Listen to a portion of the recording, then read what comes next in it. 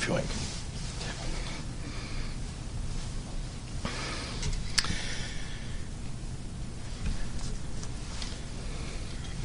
Good afternoon, everyone. About 1 million elementary school-age children and nearly 1 million younger children from birth to age 5 live in the state of Illinois.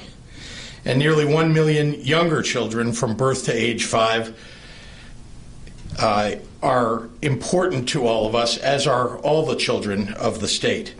As your governor and as a parent, I can say with confidence that every single one of our families has had to adjust their approach to caring for their children during the last several weeks.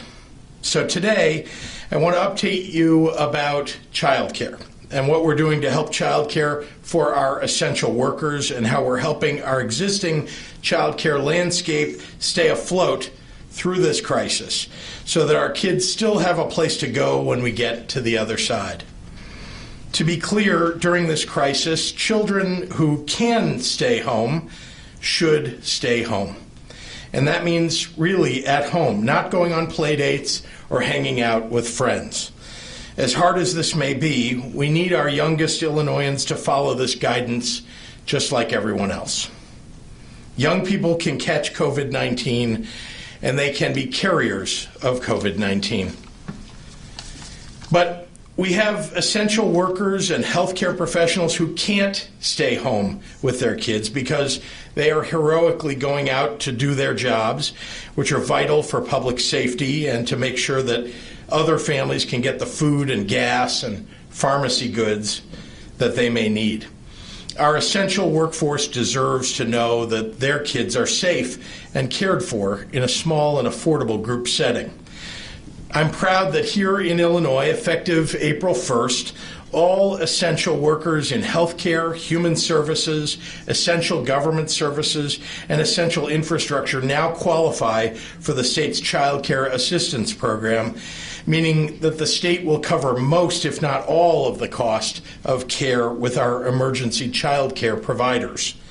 That includes everyone from nurses and doctors to support staff in hospitals to grocery store clerks and food producers.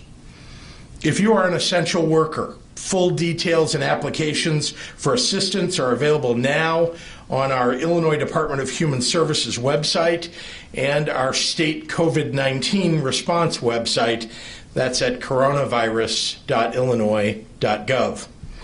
When our stay-at-home order first went into effect and traditional child care centers temporarily closed, I announced a new emergency child care center license for providers, interested organizations, and parents and guardians within communities to increase the availability of safe, small group care for the children of our essential workers. As of this weekend, over 550 centers are running under the emergency child care permit. Additionally, over 1,500 home child care providers have reported that they're still providing care, many of them on the critical night and weekend shifts that are so important for our essential workers. I cannot stress enough the difference that all of these providers are making in the lives of not just the families that they serve, but all Illinoisans. Here's just one example of a center's impact. In Harvard, Illinois, in McHenry County, there is a Gold Circle of Quality certified daycare and learning center called Brown Bear, run by a remarkable director, Sheila Henson. Sheila has Brown Bear operating from 6 a.m. to 5:30 p.m., caring for the children of Harvard's community members who work in local grocery stores, on farms, and in the local milk processing plant. Sheila is not only providing an important benefit for those workers, she's also making it possible for everyone else to get milk that they process at that facility and the food that they produce. Nearly everyone in Harvard ought to be grateful to Sheila Henson.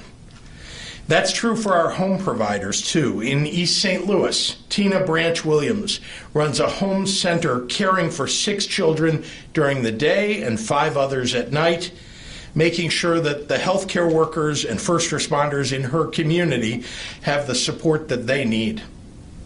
These emergency childcare providers are just another example of the incredible ways in which Illinoisans have stepped up to maintain normalcy where we can, while we take up the fight against COVID-19.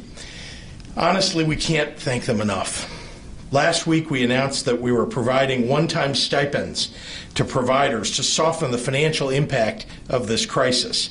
Already, over 1,100 homes and centers have applied, and those who haven't yet can do so now by contacting their local child care resource and referral agency or by downloading the application from our coronavirus.illinois.gov website. We also made sure that our Preschool for All grantees and Prevention Initiative grantees had the flexibility that they needed to use grant funds to address emergency childcare needs in their communities. Unfortunately, the federal Head Start program has actually done the exact opposite, making it very difficult for Head Start programs to use their staff or facilities to respond to the needs of non-Head Start families in their communities who may need care. I've urged the federal government to take a hard look at what we're doing here in Illinois and reconsider how they're operating Head Start until we get through this current crisis. Today in Illinois, we're building on our support for emergency child care centers, helping out the ones already running and hopefully encouraging others to join. We will be paying enhanced reimbursement rates for emergency child care effective April 1st of 30% above the rates that we usually pay to reflect the additional costs of providing care in smaller groups. Child care centers that are interested in reopening as emergency centers can still apply for a permit through the Department of Children and Family Services. Finally, I want to address the health of our state child care landscape for when we cross the finish line of our fight against COVID-19. By and large, child care in this country is a high-risk, low-revenue business with razor-thin margins. The people who run our centers and homes do so because they love to be there for our kids and our families. We know that we need to provide support to those programs that have had to close during the stay-at-home order, as well as those emergency centers who aren't able to operate on the same scale as normal. I want to take a moment to acknowledge our Office of Early Childhood Development here in Illinois for their creativity in responding to this crisis. In large part because of their work and ingenuity, Illinois is being recognized on a national level for its leadership in responding to the needs of its early childhood and child care system in this crisis. Already, we've created a simple waiver process that allows child care providers to be paid for all of their enrolled children in the Child Care Assistance Program for March and April, so that the child care staff could continue to be paid as normal through this unprecedented period. Doing this ensures that our child care staff are able to put food on the table and to care for their families so that they're ready and waiting to welcome kids back into their care when this is all over. The Governor's Office of Early Childhood Development is providing a webinar tomorrow morning on Monday to help providers learn about what is available. Providers interested in tuning in can find registration information again on our state coronavirus website, coronavirus.illinois.gov. I want to thank you all for joining us this Sunday, this Palm Sunday, and I'll turn it over to our Department of Public Health Director, Ngozi Ezike. Doctor? Thank you, Governor. And as you've heard, the Governor is very interested in the welfare of the children and the people who take care of them, as he is for every resident in the state of Illinois. And I just appreciate and thank you for your dedication to everybody in the state. Good afternoon and happy Palm Sunday, yes, to those who are celebrating across Illinois. As a person of faith, I know how important these days are, as well as other important days like birthdays and anniversaries. Please know that you can still celebrate your faith and you can observe special days like today or like birthdays, but while at home. I urge faith leaders to continue hosting services online We need and want everyone to stay home. Once this pandemic comes to an end, we'll all be able to worship as previously and celebrate our treasured milestones together. We do have to do things differently because we're fighting an enemy that we've never seen before. Today, the Illinois Department of Public Health reports 899 new cases and another 31 loss of life. This brings our statewide total to 11,256 with 274 deaths. Among those lost is a second individual from the outbreak at Stateville Prison. This individual was at a local hospital. There are currently 60 positive cases at this congregate facility. You all know, like I know, that these numbers represent people. They represent our fellow Illinoisans. We should continue to do our best and keep everyone safe by staying home, washing our hands, and physically distancing. These three simple actions can keep you and your loved ones healthy and ultimately save lives. IDPH and local health departments are working around the clock, ensuring that communities and facilities don't become inundated with cases by getting out timely education and providing technical assistance when needed. All of this so that we can flatten the curve. Much attention has been given to the data we have shared regarding the race breakdown on our webpage. About 30% of positive cases are African American. We know all too well that there are general disparities in health outcomes that play along these racial lines, and the same may be true for this virus. We have worked to ensure that all of our communities can access the health care they need as COVID-19 spreads, and we will make sure that resources are directed where they are needed most.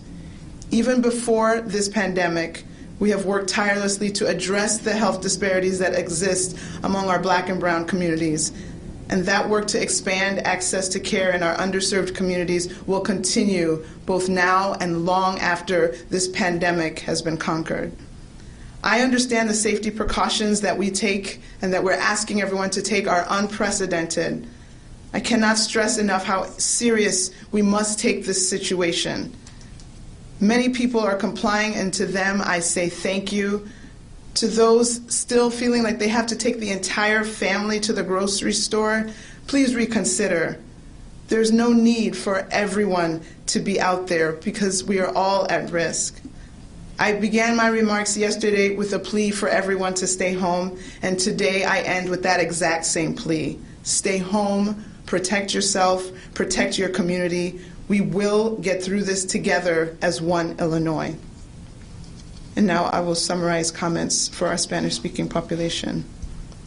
Buenos tardes. Feliz Domingo de Ramos a los que celebran hoy. Soy una mujer de fe, sé que importantes son los días como hoy por mucha gente. Igualmente importantes son los aniversarios, los cumpleaños y otras fechas. Quiero que todos tengan en cuenta que pueden celebrar su fe y observar días especiales como cumpleaños mientras están en casa. Pido a los líderes religiosos que continúen servicios por Internet, si es posible. Queremos que todas se queden en casa.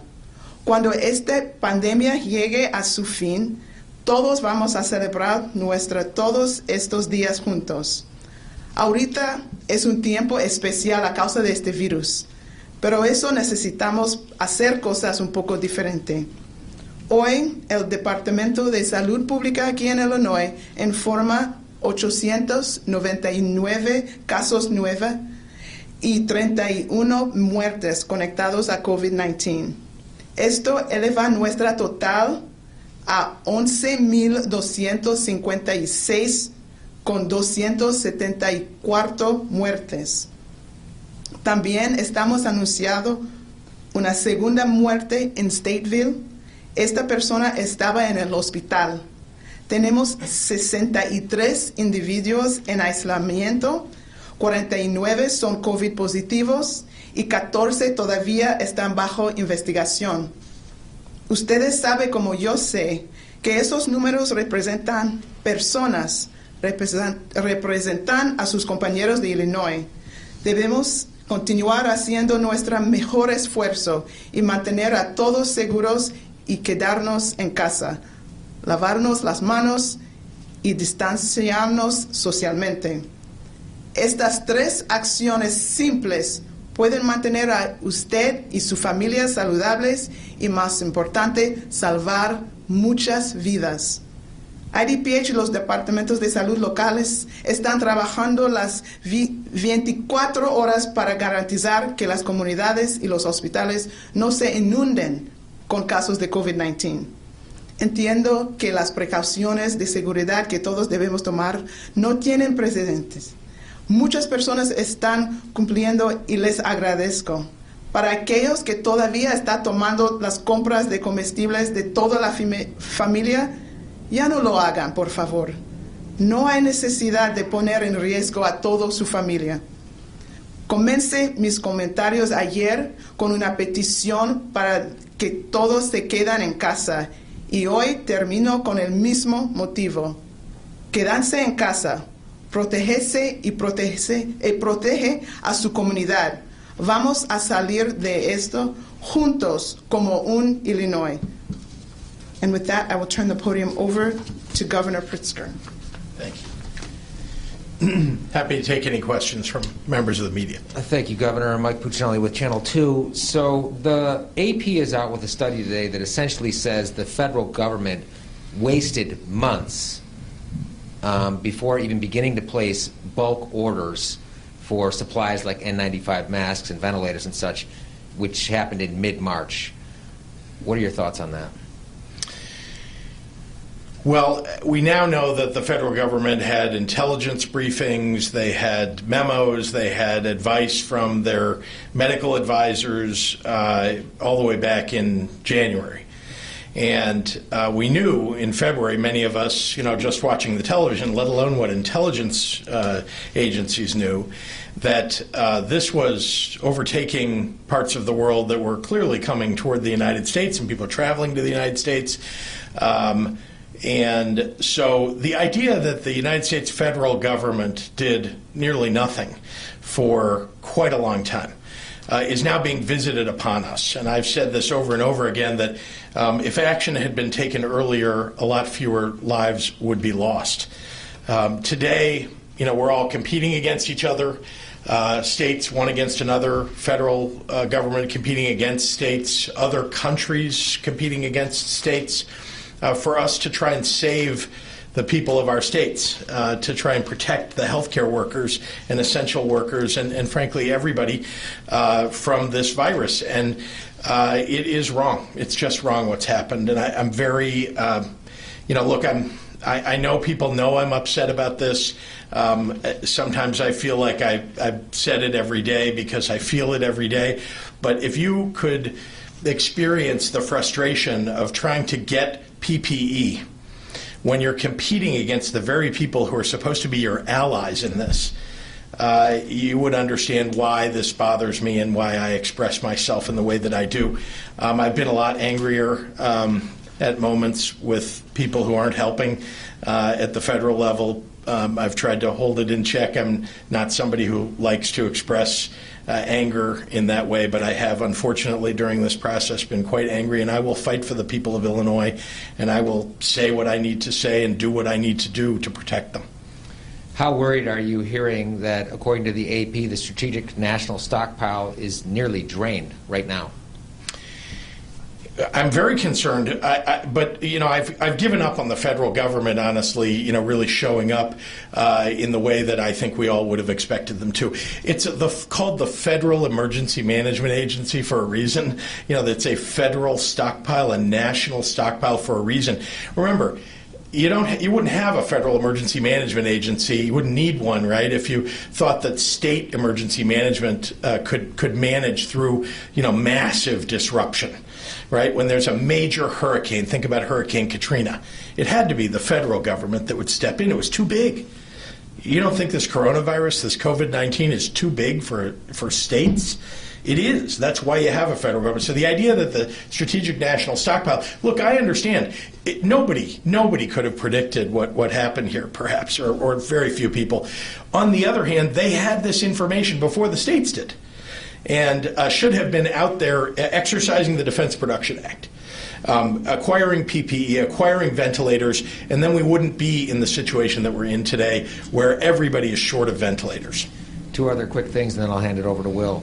The Surgeon General said that he expects this week to be like a Pearl Harbor, like a 9/11 in America. Is that what you're expecting? I guess I wouldn't have used those words, but this is, I want to say that this is happening on a rolling basis in different areas of the country. So it's not all happening at one time everywhere.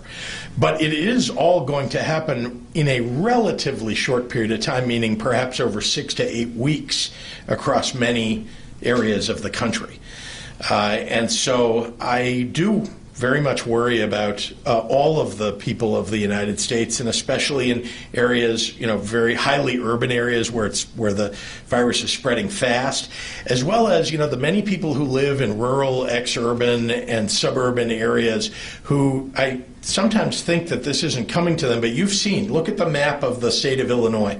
People, when there was one county that was being affected, people said, well, it'll never touch me. Now we're at 70 counties out of 102, and I can almost guarantee you when we're all said and done here, all 102 counties are going to have cases.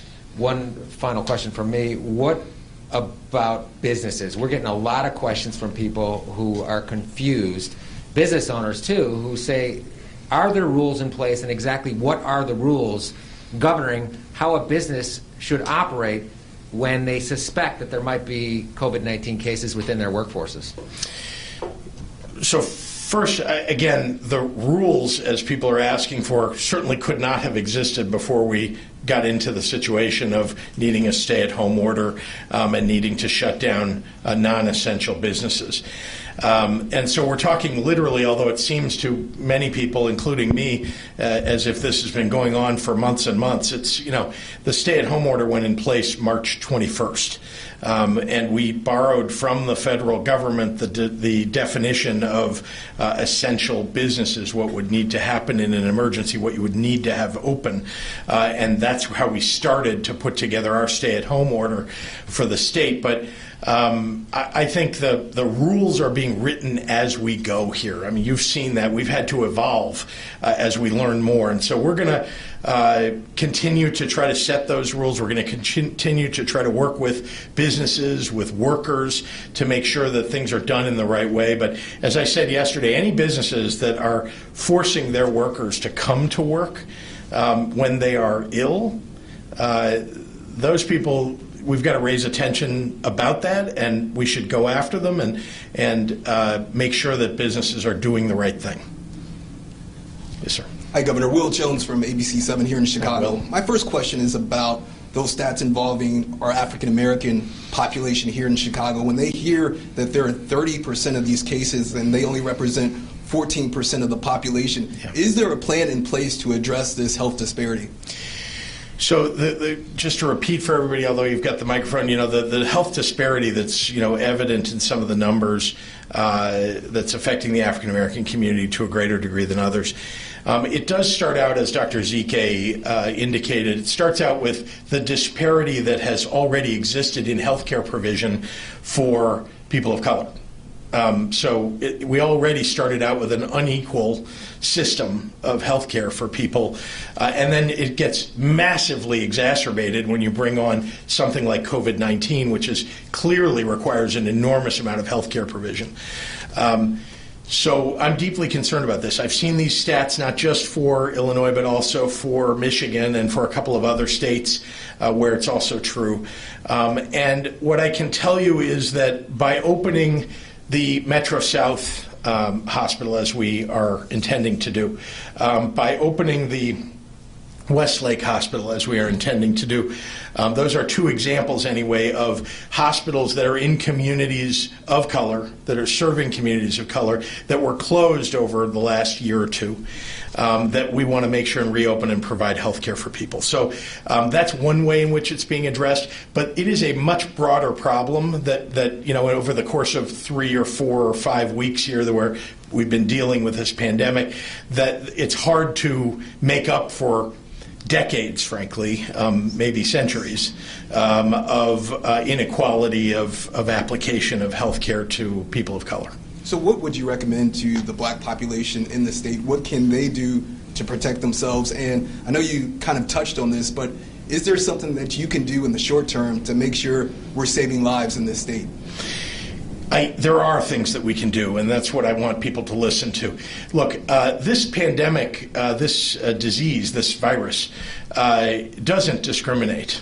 It doesn't. It affects anybody that it comes in could affect anybody that comes in contact with, not one person based on color or not. And so the one thing you can do that everybody can do is stay home. Make sure that you are wiping down surfaces. We've said it over and over and over again, but this is true for everybody, no matter the color of your skin or where you're from. Got to wipe down the surfaces. You've got to wash your hands. You've got to make sure that you're careful even when you go grocery shopping. Keep 6-foot distance between people, and I know that's hard to do sometimes. Wear a mask. You saw me walk in with a mask today. I've been wearing a mask when I go out. I did this morning when I was out, and I did it, as I came here. People should wear a mask. People should make a mask if you don't have one already, and make sure that you're keeping social distance and following all those rules, because actually that is how you can prevent yourself from getting COVID-19. One more question on this subject, because I think it's very important. This is for the doctor. I know WBEZ is reporting that 70% of the deaths here in Chicago related to COVID-19 involves black people. Can you confirm that?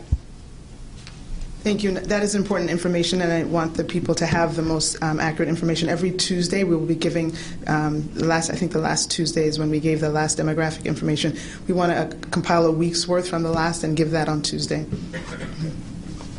All right, and I'll give you one more question in the room, and then we got to get to some online. Okay.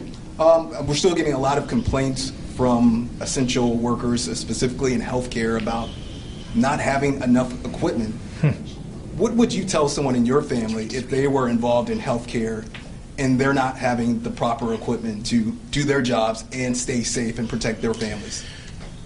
The equipment, by all of the measures that we use, the equipment exists at those healthcare facilities. And so if it's not being provided to you by your employer, they have it.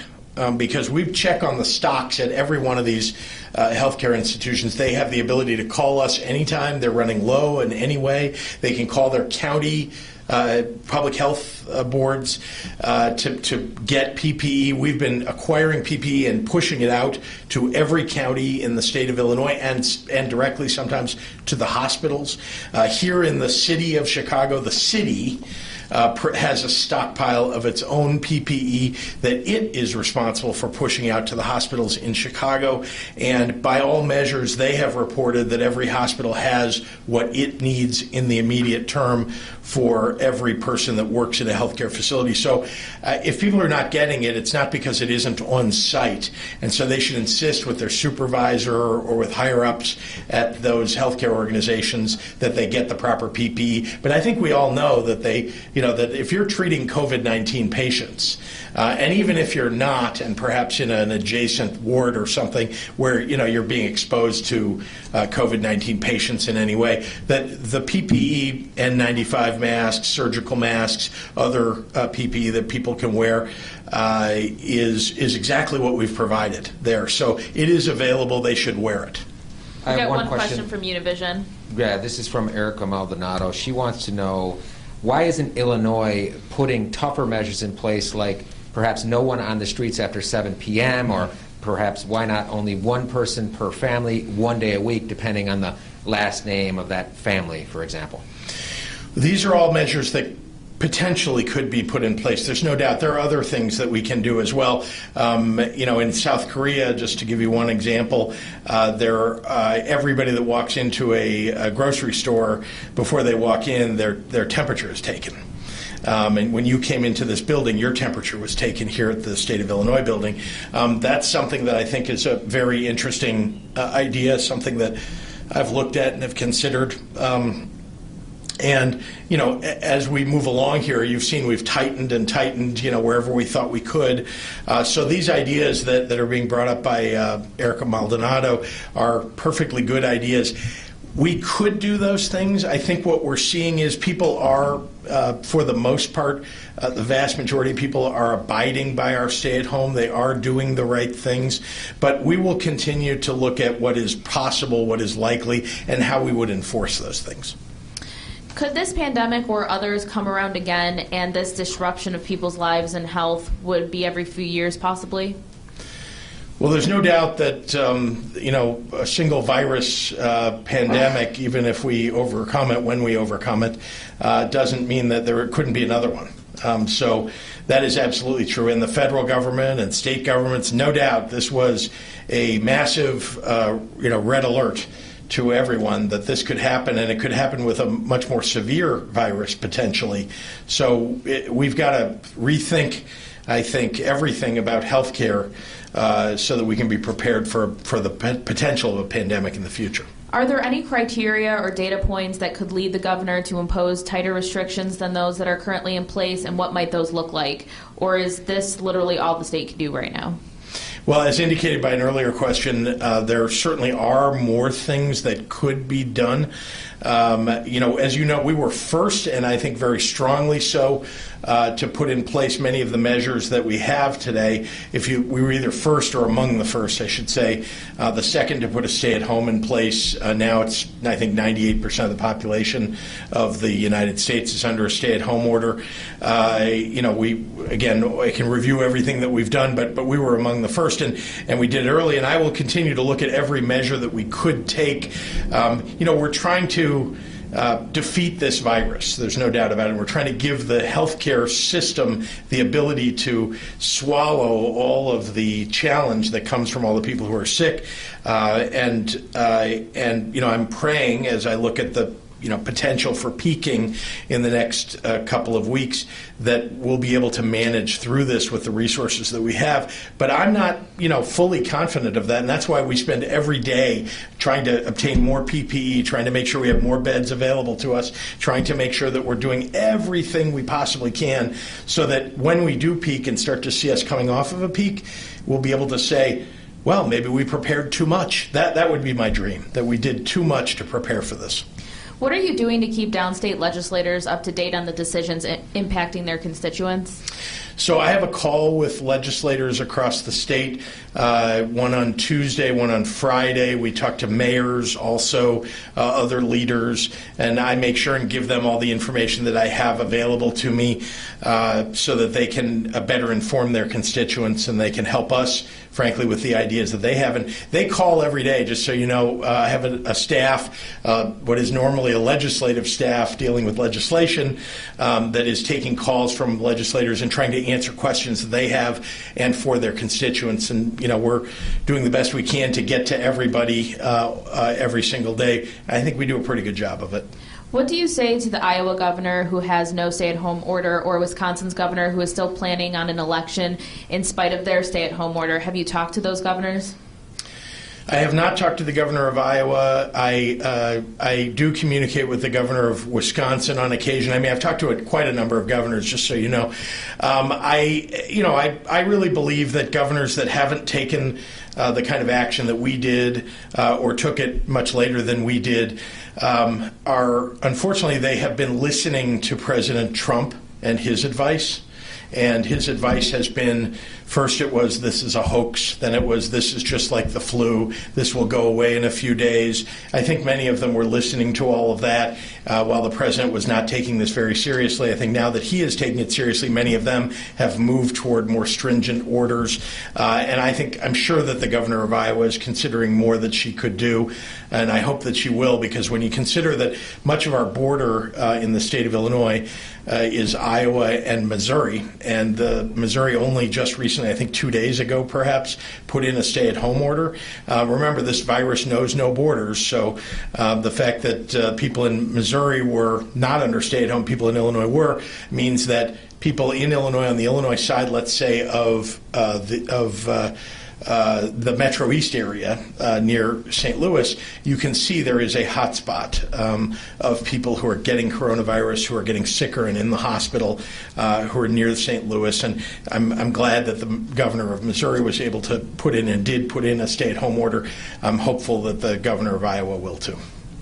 This will be our last question. Dr. Ezike, a record number of Illinois residents saw their jobs yanked from them, and there isn't a clear date if or when they'll get them back. Does IDPH have any way to measure the mental health impact to them and the millions who say they feel isolated? I think we know that that's a significant issue, and I know when I talked to Secretary Grace Ho of the Department of Health Services, we know that the work that's going to have to be done between our agency and her agency will just be exponentially more in terms of the amount of mental health decompensation and the amount of social services that will be needed. And so our agencies, of course, along with other sister agencies and so many agencies, they're already trying to mitigate some of the damage that's being done. We know that we'll continue to be working overtime, not just now, but even months and years after we get on the other side of this, to kind of repair so much that will be undone from the current situation. Right, I'd like to add one other thing. I'm sorry. I think sometimes people mistake when I am being critical of the White House or the president. They mistake that for me being critical of the people who are helping at the federal level. The Army Corps of Engineers has done a superb job for the state of Illinois. The Army has come in and they've met with me a number of times. They are putting their personnel forward. They're working with our Illinois National Guard, who are the best in the nation, to make sure that we're building out the facilities that we need to. And FEMA, the FEMA officials that we deal with here in our region, and the HHS officials, all are working very hard. They live here in Illinois, most of them. And so they want this to succeed for them and for their families, as well as for all of us. So I am grateful for all of the help that we get from those federal employees who work day and night really to protect the people of Illinois. And so my criticism has been the lateness of the policies decisions that have been made by the leaders, and therefore the lateness of any help that we have gotten, which has been due to the people who are above the people that I just described, and their unwillingness to make good decisions that work to the betterment of everybody in Illinois. All right, thank you. Thank you.